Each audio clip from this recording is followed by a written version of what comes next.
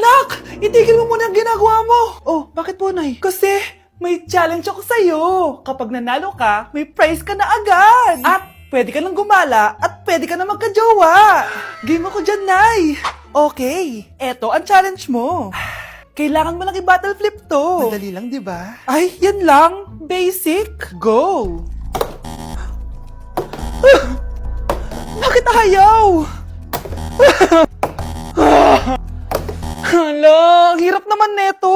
Akala ko madali lang manalo. Hindi naman talaga mahirap manalo, anak. Lalo na kung sasali ka sa weekly Lucky Draw promo ng Mogu Mogu. Sumali na for a chance to win exciting prizes. Up for grabs every week is an iPhone 16 Pro Max 256GB, along with other rotating prizes such as Samsung TVs, iPads, GCash, and more! All you have to do is scan the QR code on your Mogu Mogu bottle and enter the 10-digit code found under the cap to earn points and join the draw. Kaya the more you collect, the better your chances of winning. Ang dali lang pala, Nay. Favorite ko pa naman tong Mogu Mogu. For sure, marami akong makokolek. Tama ka, anak! All registered users can join! And you can use your points to submit entries for the weekly Lucky Draw. Imagine, umiinom ka lang ng Mogu Mogu tapos may chance ka pang manalo ng big prizes. Naku, Nay! Excited na ako manalo!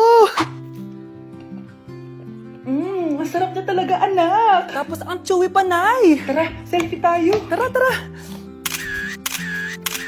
Ayan, ang ganda ko dyan, Nay. Remember, life is too short, but it's not too late to join the fun and chew to win with Mogu Mogu. For more details, just visit www.mogumogu.com. Update sa nawala kong passport. 9 o'clock na ng umaga at literal na wala akong tulog sa kaka-overthink ko. So pupuntahan ko na yung store kung saan ko naiwan yung passport ko. Lord, sana nandun pa. Nag-search ako tapos 10 a.m. daw sila nagbubukas. So pupunta na tayo doon bago sila magbukas. So naglalakad lang ako papunta sa subway. Nandito na ako sa subway, guys, and kinakabahan na ako. Hindi ko talaga alam gagawin ko pag wala talaga dun. No, hindi pwede. Makakapag-Japan kami. Kasi sayang yung mga binayad ko, be.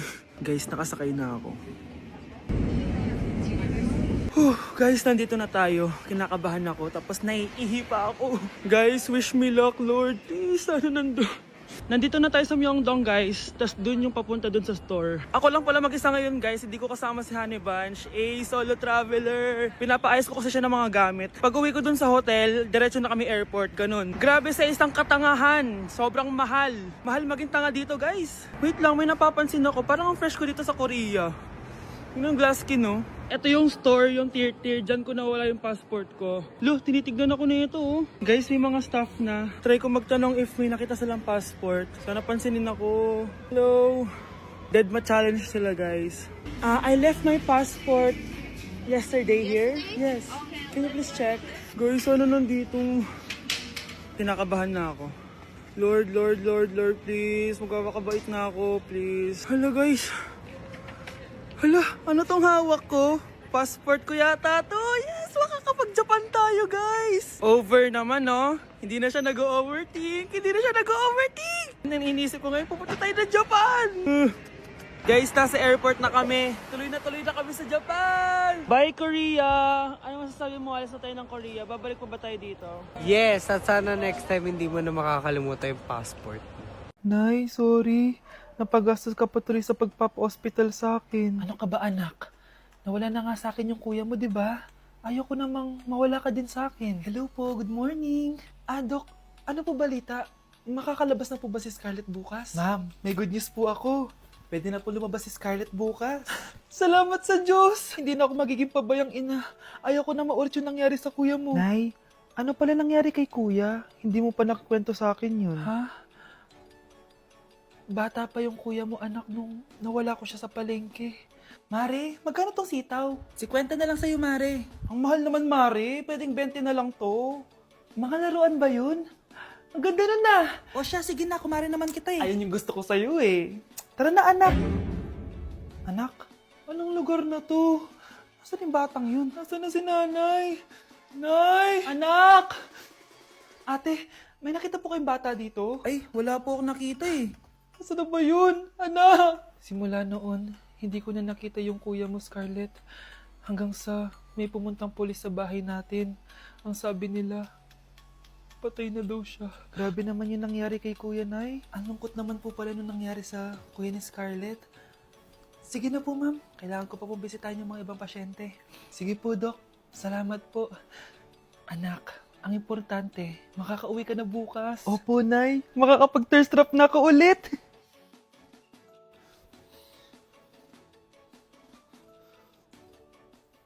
Anak, tara na, uwi na tayo. Nay, may pinapabigay pala si Doc sa'yo. Oh, ano naman kaya to?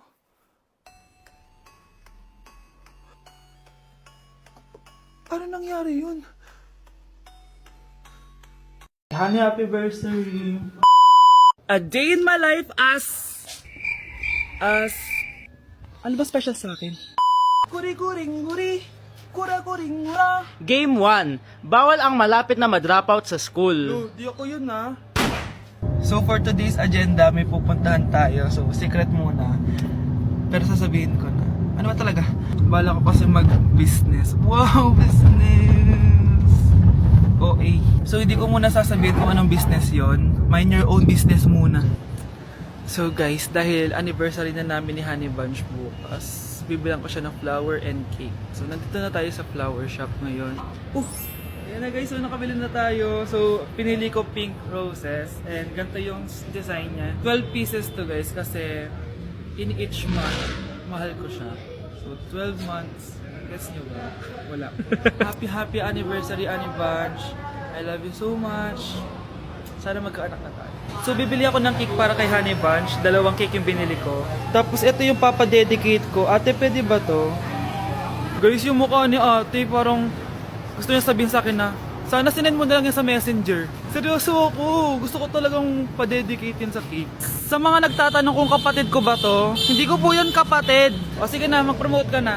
Shoutout po sa O akin. diba, may bayad yung promotion dito. Kala mo libre lang yun. Sige na, ipapromote na kita. Ilalagay ko na lang sa bicep mo yung TikTok mo. Ayan. So guys, nandito na tayo sa labas ng bahay. Bigay na natin to kay Honey Bunch. Happy anniversary! May cake ka. Honey, happy birthday! So anong wish mo para sa ating dalawa? So yun lang naman. Sige na. Trigger warning, kung takot kayo sa tahi, huwag niyong papanoorin to. So may nag-comment, bago ko sagutin yan, gusto ko lang sabihin na Happy New Year everyone! Tapos na yung 2024. So, answering the question, ano po yung nasa labi niyo? Tinahi po yung labi ko. Ang ginawa pong surgery sa akin is lip reduction surgery. So, pang 5 araw na to guys, and as you can see, hindi ko na ilalapit kasi baka matakot talaga kayo. Bakit ako nagpa-lip reduction surgery? First of all, siguro lahat naman tayo may insecurity. And kung di nyo napapansin, malaki talaga naturally yung labi ko. Mas malaki yung sa taas compare sa baba. So, hindi siya proportion. Actually, dapat hindi ko na siya itutuloy. Pero may isang bagay kung bakit ko siya tinuloy. And yung number 2 reason ko is palagi ko siyang nakakagat whenever na kumakain ako. So, dahil nga malaki yung labi ko, marami laman sa loob. So, kapag ngumunguya ako, nakakain ko siya. Ang tendency, hindi nawawala yung singaw ko. And lumalaki yung singaw ko kasi palagi ko siyang nakakagat. Imagine, hindi lang isa, hindi lang 2 ko siya beses nakakagat, kundi siguro mga 5.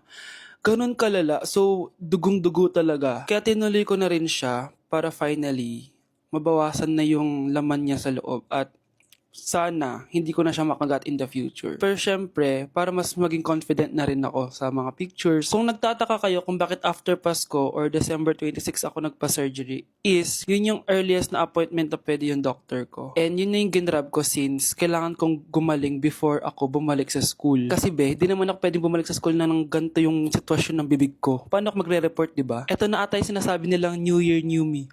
So yun lang naman guys. Again, happy New Year. Wishing you all the best in 2025. Babalik na ako sa content ko.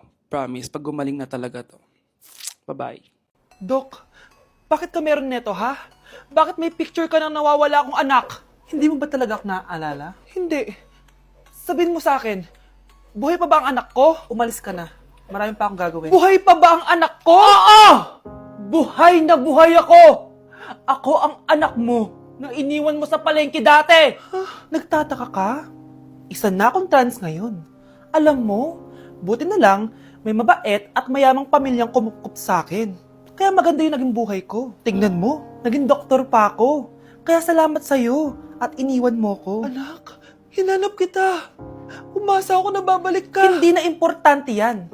Ayaw na kita makita, at hindi na kita kailangan. Kaya umalis ka na! Hello po. Kamusta po yung pasyente? Dok, si nanay naman yung nagkasakit. Kamusta na siya? Okay naman.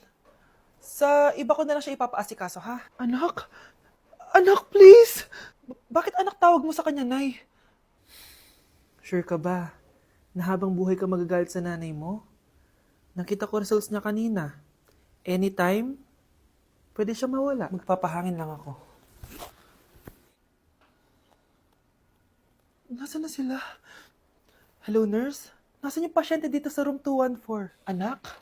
Ako ba hanap mo? Nay, akala ko may masamang nangyari na sa'yo. Anak, hindi na kita iiwan. Good news! False alarm lang pala yung nakita namin result sa nanay mo. Ibig sabihin, magiging okay siya. Salamat naman. Nay, ayoko na mawala ka sa akin, ha? Yay! May ate na ako! Anak, sigurado ka na bang itutuloy mo yung pagpunta mo sa ibang bansa? Huwag ka na malungkot, Nay. Kailangan ko magtrabaho doon. Para sa inyo ni Kyle. Ate, mamimiss ka namin. Basta anak, ha? Palagi kang mag-iingat doon. Kapag inaabuso ka nila, tawagan mo lang ako. Ano ka ba, Nay? Think positive lang tayo, ha? Sige na, baka malate pa ako sa flight ko. Bye-bye na, mamimiss ko kayo. Bye, anak. Nay, tumatawag si ate. Talaga? Hello, anak. Kamusta ka na? Nay, nakuha ko na sweldo ko. Nagpadala pala ako sa inyo, ha? Kumain kayo sa labas. Salamat sa binigay mo, anak, ha? Okay ka lang ba? Kapag may problema ka, tumawag ka lang, ha? Opo, Nay. Mababait yung mga amo ko. Huwag kang mag-alala. Nay, may pinadala si ate, oh. Nakamaleta pa. Surprise, Nay! Mga damit at sapatos yan para sa inyo. Siyempre, may chocolate din. Naku, anak, nag-abala ka pa. Pero salamat, ha? Sana inipon mo na lang yung pinanggas mo dito. Okay lang, Nay. Tinaasan nga nila yung sweldo ko kasi magaling daw ako maglinis ng bahay. Sige, anak. Galingan mo palalo, ha? Wow, ang daming laman! Bakit di sumasagot si Scarlett? Baka busy. Anak, tumawag na ba ate mo? Ilang araw na siyang di tumatawag, Nay, may tumatawag. Ay, salamat sa Diyos, tumawag na. Hello, anak. Nay, may pinadala ulit sa ate. Ang bigat. Ano? Anong nawawala? Ano kaya naman nito? Hello? Hello?